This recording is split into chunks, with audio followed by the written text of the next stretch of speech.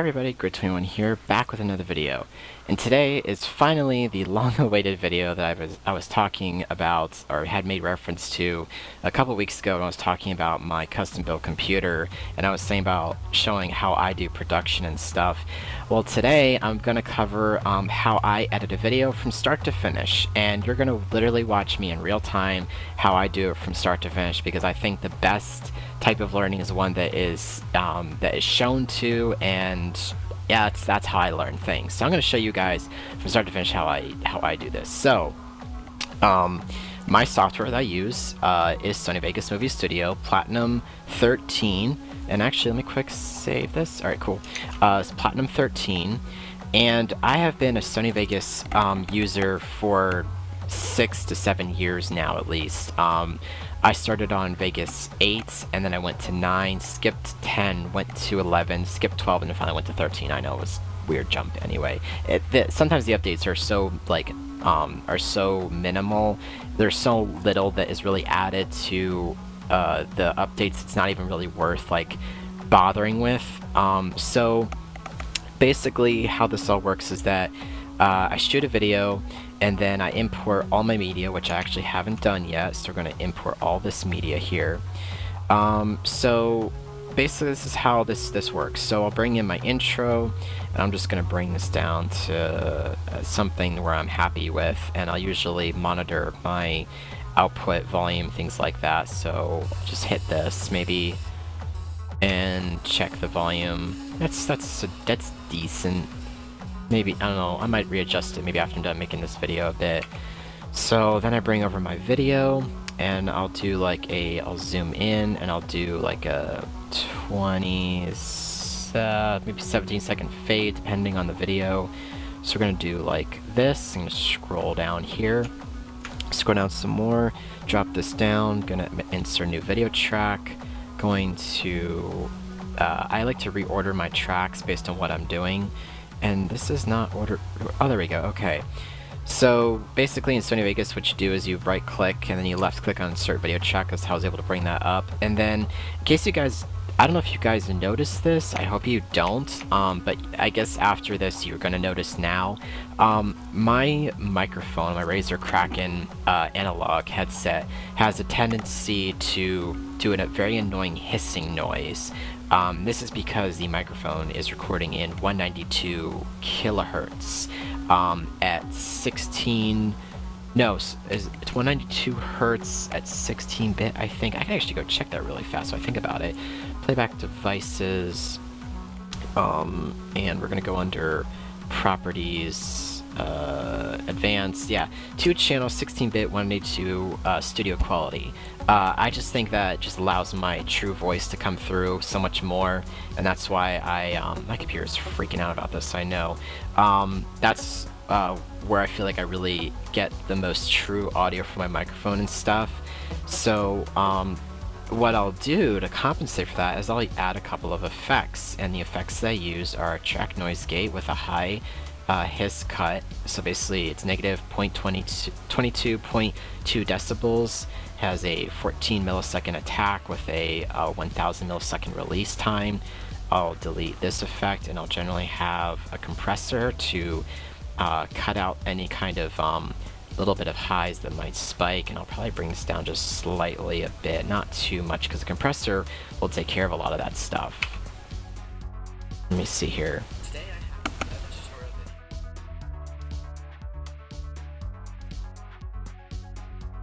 Alright, so that sounds about good, and that usually will take care of a lot of that stuff through the whole thing.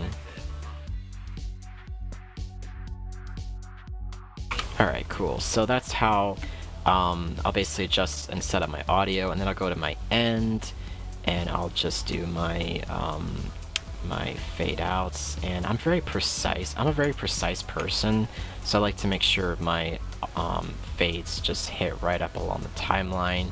And then I'll drag my outro, and it already has a fade in and fade out, so I don't even need to touch it. So I'll just do like this. There you go. Yeah, that's about good. So once I get that initially all set up and everything, everything is pretty much laid. And then what I do is I will actually then drag down my audio. So I'm going to start with this audio. And I bring my music volume way down so you guys are not blasted out. I want to make sure that, and I talked about this in the Twitch live streaming video, which probably is already on my channel. At the time of me recording this, I had just shot this video, so if you're wondering why it's already on my YouTube channel, but I'm showing you me editing it now, it's because I literally just shot it just a few minutes ago, and you're seeing the editing process of that video that's probably on my YouTube channel now. So there you go. A little behind the scenes for what I'm doing here. So let me show you what I did here. So we're gonna bring up this volume here. Gonna roll this off. It's actually kind of a nice little compliment here, you guys seeing how I actually made that video, since I was talking about audio in that video anyway. So it's kind of a nice irony. I'll maximize the track and have to listen to this. Hang on.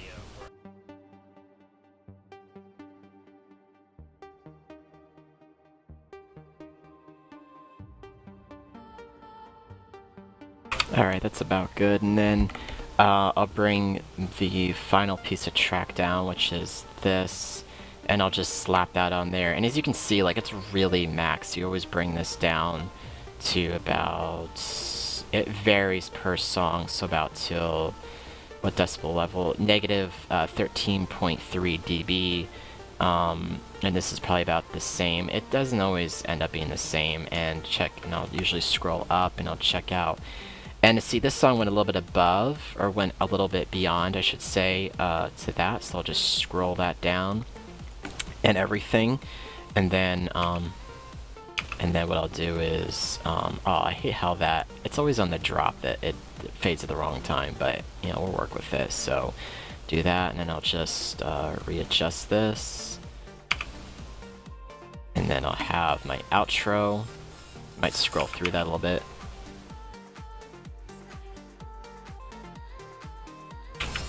And very quickly, we're literally within a 7-minute time period, have finished, this video is literally done. I don't need to do anything more to it.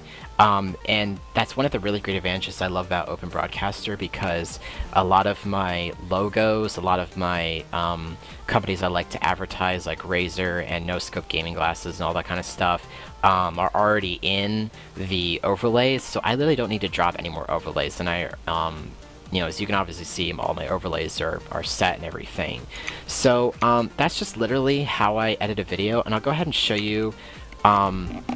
I'll literally show you how I render. Now, I'm not going to render a video while I'm shooting this, because my computer will freak out over it. Even an i7 3.6 quad-core will still freak out about this. By the way, small little teaser. For those of you that were talking about the CUDA rendering, that video is still coming. I have to literally contact Luke, and he and I are going to talk about and answer some of your comments and things like that about some of the questions you guys had, because I did recently discover some stuff related to that. That's why there's a render here that says Josh's CUDA, and these are actually some favorite render settings I have. So let's talk about my render settings. So right here, these are my render settings. I do a .mp4 AVC HD high definition 1920 by 1080. Profile is high. My entropy coding is CABAC. Frame rate is 29 by 970 NTSC. That's American format, is NTSC. I have my upper field rendered first. My pixel ratio is 1.0, which is basically 16:9. All my videos are 16:9. My bit rate is 10. It says 16 million. That's actually 16 bits per second. That's just a very high bit rate and stuff. My render encoder is GPU if available, which obviously if you go into system and say check for CUDA, it obviously says CUDA is available. My audio settings are AAC. My sample rate is 48 Hertz. My bit rate is 320, because I can tell the difference between 256 and 320, which I know sounds crazy, but I can. And my audio coding mode is Studio. I don't touch this, and then I'm gonna cancel this so I don't mess up anything. The number of slices I actually don't touch, and believe it or not, I don't know what that does. If you know what that is, please comment and tell me what that's for. I will be very happy if you do. So I'll literally just hit this format. I have, and I'll tell you guys, when I did my system setup, one of the things I forgot to mention is I have what I like to call a 3 hard drive layer.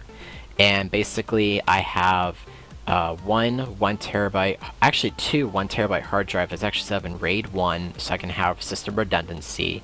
I have a 2TB Western Digital Black hard drive I use for editing, and that has all of my projects in it and stuff. And then I have a 500 gig that's just for rendering alone. So basically you have your application on your C drive, you have your media on one hard drive, internal I might add, all of these are internal.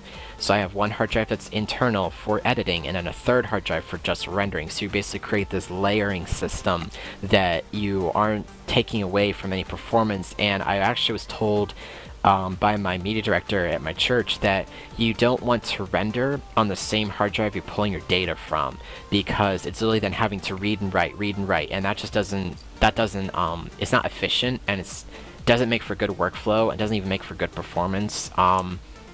So that's literally how I edit a video from start to finish.